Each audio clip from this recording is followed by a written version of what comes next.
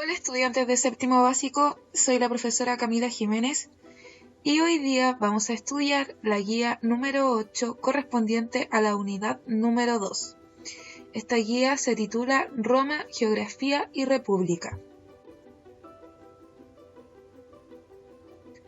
¿Qué estudiamos en la clase anterior?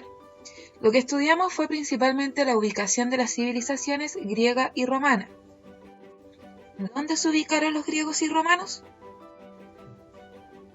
¿Te acuerdas cómo se llama? Recuerda cómo se llama el mar que unía África, Europa y Asia. Correcto, mar Mediterráneo. En el mar Mediterráneo se ubicaron las civilizaciones griega y romana. Roma se ubicó en la península itálica y Grecia se ubicó en la península de los Balcanes.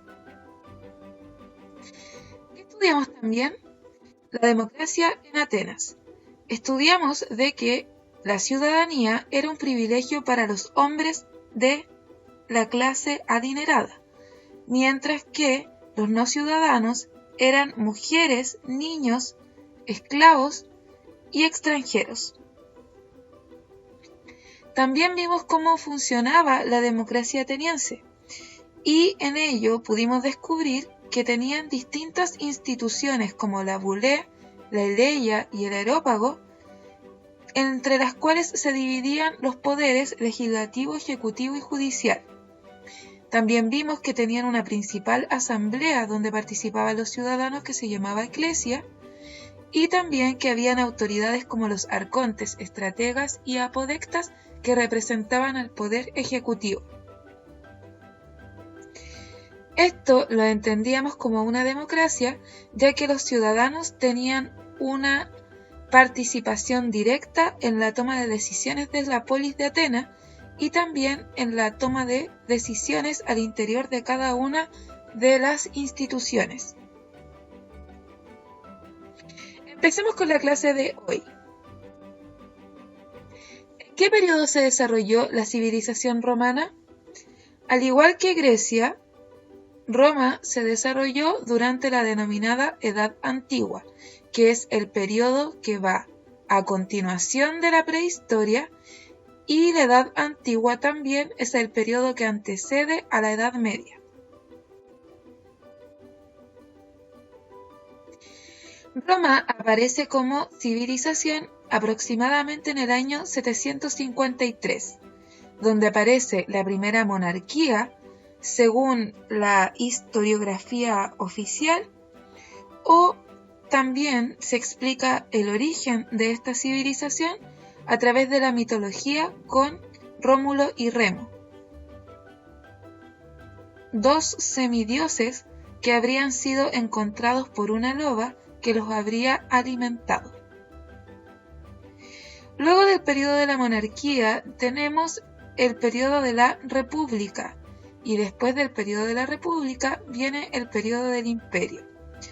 Nosotros nos vamos a concentrar en estudiar hoy el periodo de la república y la próxima clase el imperio. ¿Por qué nos interesa la república?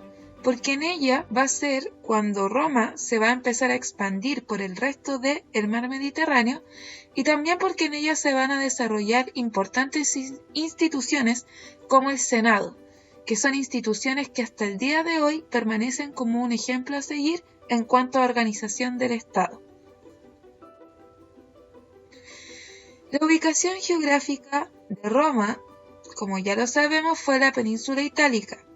En su origen durante la monarquía, el sector donde se ubicaban los latinos correspondía al territorio de los romanos, lugar donde se fundó la ciudad de Roma.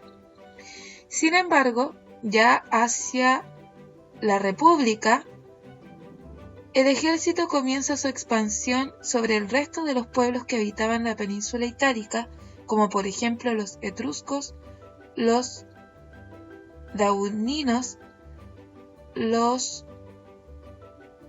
lucanos y otros pueblos que vivían en las islas de Cerdeña y Sicilia. En contraste, tenemos acá, en este costado derecho, el mapa de lo que llegó a ser la Roma imperial, Si ustedes se dan cuenta, dominó incluso a Grecia, todas las costas de África, de Asia y de Europa. Cuando empezó esto, empezó al finalizar el periodo de la República Romana, donde sus territorios comenzaron a expandirse hacia el lado oeste del mar Mediterráneo. ¿Cuáles fueron las características geográficas de la península itálica? Tenemos principalmente 4. La primera es que estaba atravesada por el cordón montañoso de los Apeninos. La segunda es que en ella se ubicaba el río, y se sigue ubicando, en la península itálica, el río Tíber, que es el que tiene mayor caudal en esta zona. Tiene un clima mediterráneo la península, y en ella se cultivó el trigo, las viñas, las aceitunas y además se trabajó el pastoreo. Hagamos una pausa. ¿Qué hemos aprendido hasta ahora? Hemos aprendido la ubicación temporal, que Roma, como civilización, se desarrolló en el denominado Edad Antigua, donde su propia historia se dividió en 3 periodos: monarquía, periodo fundacional, república, inicio de la expansión territorial, e imperio, consolidación de la expansión territorial. También aprendimos de la expansión territorial.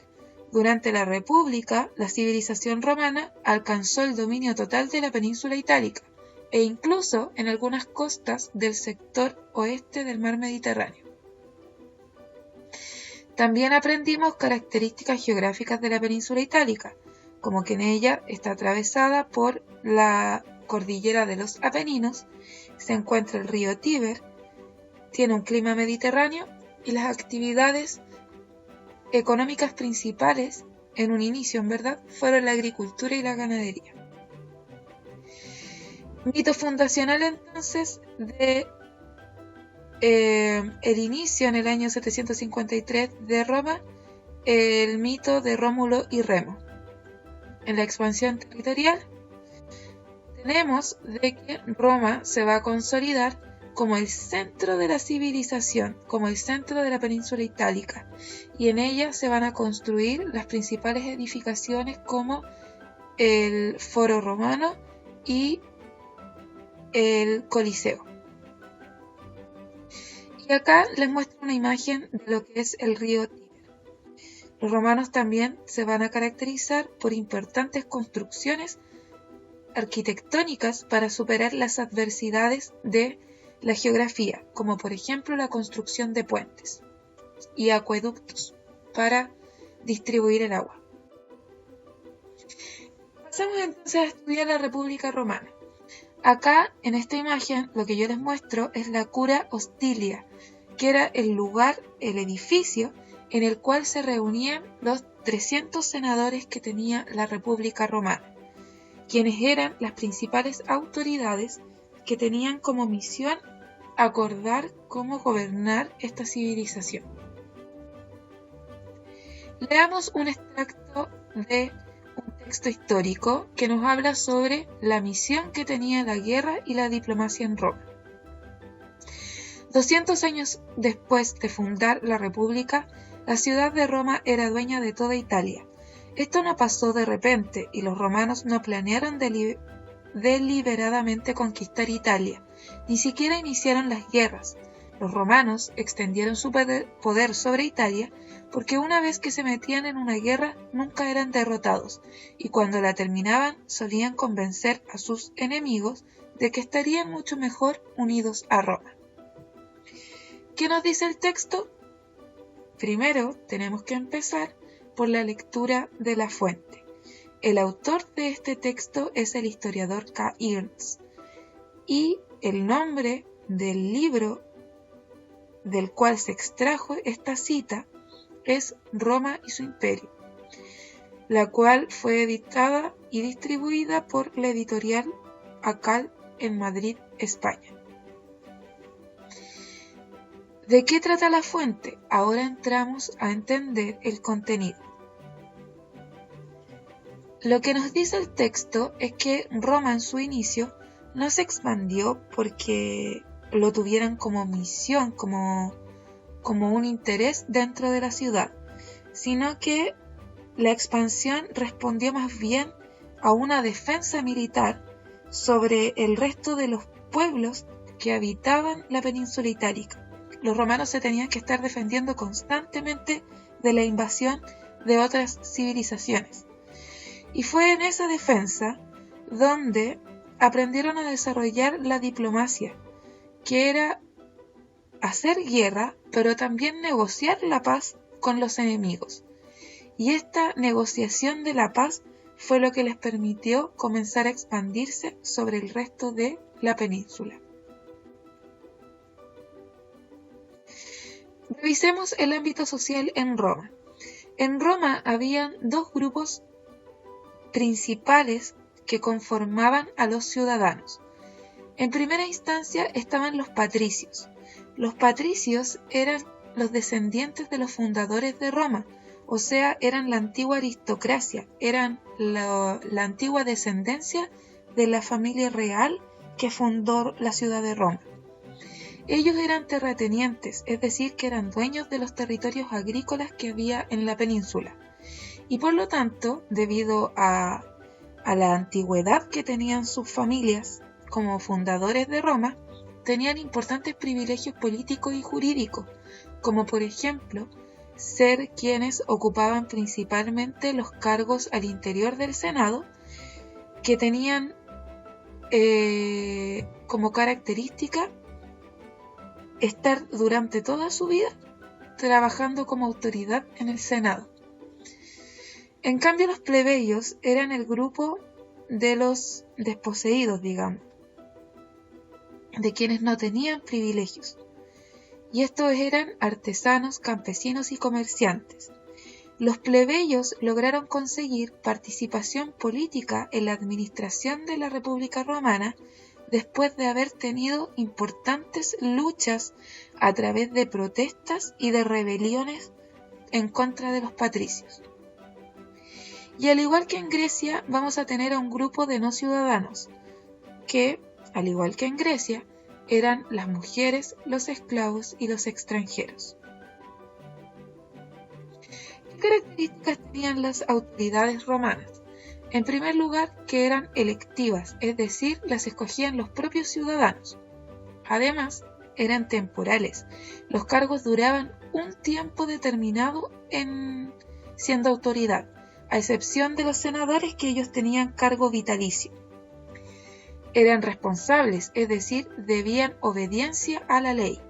La ley principal de los romanos era la ley de las 12 tablas, que era algo así como nuestra Constitución en Chile, que son los grupos de las leyes fundamentales de un Estado. Las autoridades en Roma eran gratuitas, es decir, no recibían un sueldo por trabajar como autoridades en el gobierno. Esto generaba un conflicto enorme, ya que al ser gratuitas, hacía que las personas privilegiadas, o sea, los patricios, pudieran llegar a ser autoridades cómodamente. Pero para los plebeyos era muy difícil llegar a convertirse en una autoridad, ya que ellos dependían de su trabajo, y formar parte de las autoridades de Roma implicaba hacer un trabajo gratuito. Por lo tanto, los plebeyos no tenían mucha participación debido a esta característica. Y además eran autoridades colegiadas, es decir, cada cargo estaba compuesto por más de una autoridad. ¿Para qué se hacía esto? Para que las decisiones no dependieran de una sola persona y hubiese mayor vigilancia también sobre los cargos políticos. Las magistraturas e instituciones de la República Romana. Las magistraturas eran las autoridades, es decir, los políticos, como por ejemplo los ediles, que eran algo así como nuestros alcaldes, los cónsules, que eran jefes militares, los censores, que se encargaban de contar a la población, y el dictador, que era una magistratura excepcional. Cuando habían muchos problemas, muchas crisis al interior de la República Romana, los cónsules, que eran las máximas autoridades militares y civiles, tenían como misión escoger un dictador, quien tenía como característica abarcar todas las funciones y todo el poder que tenían todas estas instituciones y autoridades. Cuando el dictador era escogido, todo el poder lo concentraba él.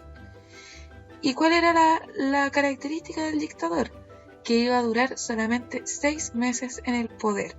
Es decir, su misión era volver a restablecer el orden en la república, darle solución a las crisis y luego restablecer el poder hacia las magistraturas y las instituciones. Dentro de las principales instituciones tenemos a los senadores, que al igual que nuestro Senado estaba encargado de crear leyes y tomar las decisiones más importantes de la República en cuanto a administración, en cuanto a expansión militar, etc. También teníamos los comicios, que era donde participaban directamente los plebeyos y los patricios, eran las asambleas. Y también tenemos los tribunos de la plebe, que era la magistratura, es decir, donde se escogían las autoridades que iban a defender los derechos de los plebeyos. En resumen, ¿qué continuidad hay entre la República de Roma y la de Chile? En primer lugar, algunas características de las autoridades o de las magistraturas, como por ejemplo que en Chile continúan siendo electivas, temporales, responsables y colegiadas, al igual que en la República Romana. También tenemos al Senado, que nuestro Senado actual continúa teniendo funciones similares a la de la República Romana, en cuanto a tomar decisiones importantes en representación de un territorio, como por ejemplo la creación de leyes o la decisión de cómo distribuir la riqueza que se genera en nuestro país. Y también algunas características de la ciudadanía. En Chile, al igual que en Roma, los extranjeros no son considerados ciudadanos. Los extranjeros solamente pueden llegar a votar después de haber conseguido la nacionalización en Chile, es decir, después de haber estado viviendo 5 años en nuestro país con un contrato de trabajo que compruebe que estuvo trabajando en Chile y sin haber tenido condena a pena aflictiva, es decir, sin haber estado en la cárcel. Eso, queridos y queridas estudiantes, espero que continúen con ánimo y vamos que se puede, que vamos a salir de esta pandemia y en algún momento nos vamos a reencontrar. Muchos cariños para todos y todas.